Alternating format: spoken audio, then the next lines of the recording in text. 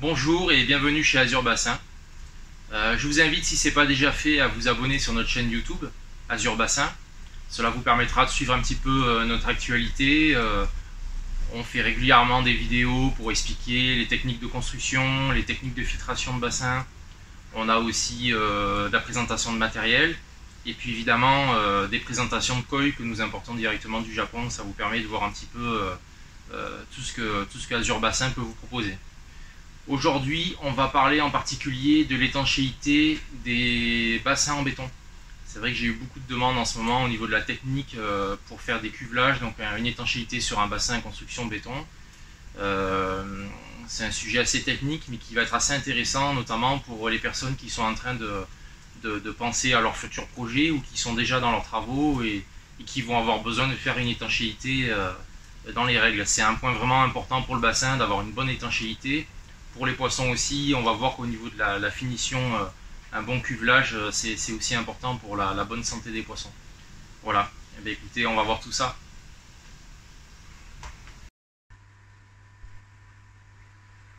Voilà, donc là on se trouve en présence d'un bassin réalisé en béton. Donc on est sur de l'agglo à bancher de vin, bon, c'est des bassins de vente qui sont pas immenses, hein, donc en agglo de vin à bancher, c'est suffisant, ferrailler, tout ça dans les règles. Bon là je vais pas trop rentrer dans les détails parce que on fera une vidéo vraiment dédiée à la partie technique construction bassin, mais c'est un autre sujet. Donc là on peut voir que au niveau des finitions, une fois que le bassin est terminé, que la partie construction béton est terminée, on se retrouve avec des supports qui sont assez rugueux, avec des défauts. On a des aspérités, voilà, des trous, des petites finitions au niveau des raccords. C'est tout à fait normal.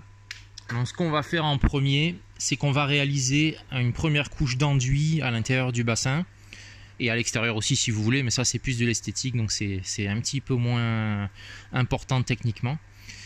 Cette première couche d'enduit va permettre en fait de boucher toutes ces aspérités, tous ces petits défauts. On va aussi mettre en forme le bassin, c'est-à-dire qu'on va faire des arrondis notamment.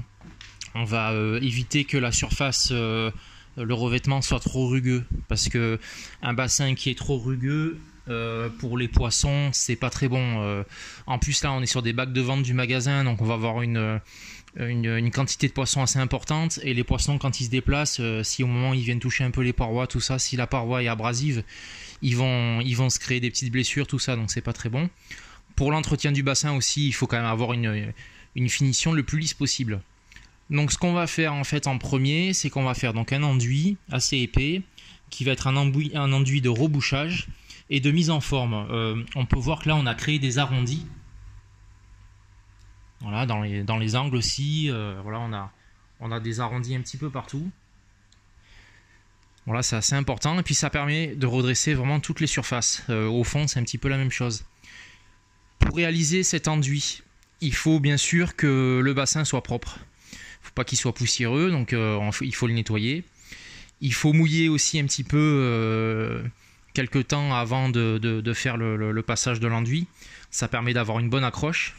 Ça c'est assez important, donc en fonction de la température, n'hésitez pas, si c'est en été, à remouiller de temps en temps. Il ne faut pas trop mouiller non plus, parce que au bout d'un moment le mortier va avoir plus de mal à accrocher. Donc c'est un mortier spécial. On va utiliser en fait 50% de sable lavé. Voilà, donc on peut l'acheter en sac ou en big bag, hein, si on voit la quantité que vous avez besoin. C'est un sable fin de façade, hein. C'est du 0,2.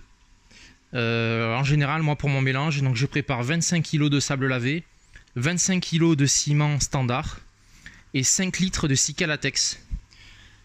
Bon, Sika-Latex ou autre marque, hein, parce qu'on a aussi d'autres marques qui font le même produit, hein, donc c'est en fait un produit qui ressemble un petit peu à du latex, qui sert à avoir déjà une meilleure étanchéité et une meilleure accroche. Ça augmente aussi la résistance du produit. Donc ça c'est important. Donc 25 kg de sable lavé, 25 kg de ciment et 5 litres de résine d'adhérence type Sika-Latex.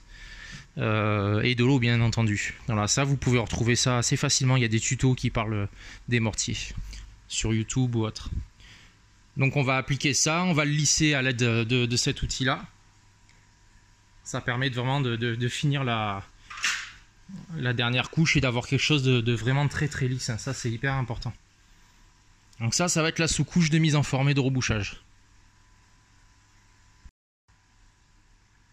Ensuite, une fois que cet enduit, on peut voir d'ailleurs qu'il est assez épais, une fois que cet enduit est fini et a bien séché, hein, il faut laisser sécher quand même quelques jours, hein, pour bien faire, suivant la température, voire une dizaine de jours si c'est en période humide ou fraîche. Une fois qu'on a fini ça, on va passer différents types d'enduits d'étanchéité. Alors là, on a plusieurs produits qui existent. On va avoir des membranes liquides. Donc ça, on a différents types de membranes liquides qui est en fait un espèce de caoutchouc qu'on va passer au rouleau ou au pinceau. Il faut faire très attention à la mise en œuvre, que le bassin soit vraiment très sec, très propre. C'est un petit peu délicat. Autre solution, on a des micro-mortiers, de nouveau chez Sika. Nous on utilise ça, c'est le Sikatop 209, qui est un micro-mortier qui est fait exprès pour les citernes béton d'eau potable. Donc on est vraiment tranquille. Il est beaucoup utilisé notamment pour les bassins et les citernes d'eau potable, donc on n'a aucun problème avec les poissons. C'est un produit qui ne va pas dégager après des toxiques dans l'eau. On trouve notamment des peintures d'étanchéité type piscine qui font très bien le job, c'est-à-dire qu'on va avoir vraiment un bassin qui sera étanche avec pas mal de choix de coloris. Par contre, faites attention, ils ne sont pas forcément compatibles avec la vie aquatique. Ça, il faut vraiment faire attention à ça. Il y a des produits qui sont un petit peu moins chers parfois, mais qui ne sont pas compatibles avec la vie aquatique. Ça va relâcher des produits toxiques dans l'eau et c'est extrêmement dangereux pour vos poissons, notamment sur les premiers mois d'utilisation du bassin. Il y a différentes techniques pour utiliser ces produits-là, parce que c'est des produits complètement différents. Moi, j'ai vraiment une préférence pour les produits micro-mortiers étanchéité style Sikatop. Mais il y a d'autres produits qui fonctionnent. On peut faire aussi une couche de résine polyester, hein, qui fait une finition très très lisse. Les produits résine polyester, c'est un peu plus long à mettre en œuvre, c'est plus cher aussi. L'avantage qu'il y a, c'est si vous n'êtes pas sûr à 100% de votre maçonnerie, si un jour il y a une petite fissure qui vient apparaître, le cuvelage d'étanchéité en résine va prendre le relais et votre bassin restera étanche. Le Sikatop 209, le micro-mortier, est aussi un petit peu élastique. Donc ça permet, si vraiment il y a des micro-fissures, de pas avoir de soucis. Voilà. Après, tout ce qui est étanchéité bâche, tout ça, c'est pas du tout la même chose parce qu'on va partir sur une construction soit en forme libre dans un sol naturel, soit en agglo creux. C'est pas du tout la même chose. Quand on part sur un bassin béton comme ça vaut pas le coup de mettre une bâche après dedans. Il vaut mieux faire une étanchéité directe. Ça fait une finition quand même qui est beaucoup plus jolie. Donc là, on a un bassin qui est terminé. Je vais vous montrer un petit peu ce que donne la finition du Sikatop. Là, on voit voilà, la dernière couche, hein. Ça reste pas gris, hein, parce que forcément après il y a un biofilm qui va se faire. On peut voir un petit dépôt qui se fait sur les parois du bassin qui est tout à fait naturel. Bon, on peut voir par contre que c'est parfaitement étanche, hein. Là on peut voir que la partie technique, la maçonnerie est encore brute et vous pouvez voir qu'il n'y a aucun problème, il n'y a aucune trace d'humidité. Voilà, on peut voir la couleur de finition. Bon, là on l'a pas trop lissé parce que c'est une partie technique, mais dans le bassin on remet au moment du passage du Sikatop, on remet un petit coup avec une brosse ou un gros pinceau large pour faire vraiment une finition très très lisse, qui est plus agréable pour l'entretien et puis pour les poissons. Voilà, écoutez, j'espère que ce tuto vous aura bien aidé. N'hésitez pas, si vous avez des questions, vous pouvez nous contacter. Voilà, c'est une partie qui est quand même très importante. L'étanchéité du bassin, si on ne la fait pas correctement, après on est réellement embêté. Voilà, écoutez, je vous souhaite une bonne continuation.